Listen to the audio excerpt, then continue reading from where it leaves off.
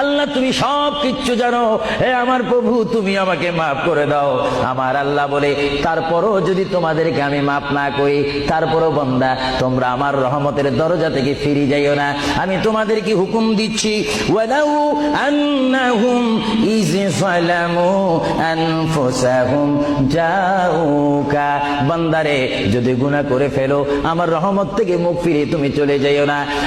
বান্দা, আকাশ পরিমাণ যদি গুনাহ করো, পাতাল পরিমাণ যদি গুনাহ করো, সাগরের পানি পরিমাণ যদি গুনাহ করো, পাহাড় তুলনায় যদি তুমি গুনাহ করো, আমার দরবার থেকে তুমি নিরাশ হইও না।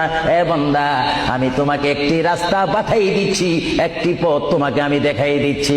সেই পথটি কোন পথ তোমরা জানো? ওয়ালাউ আন্নাহুম ইয যালামু আনফুসাহুম জাউকা, বান্দারে যখন তোমরা বরবাদ হয়ে যাবে তখন তোমাদেরকে একটা পথ আমি তোমাদেরকে দেখাই দিলাম। সেই পথটির নাম হচ্ছে আমার রাসূলের মদিনা। জোরে বলেন সুবহান।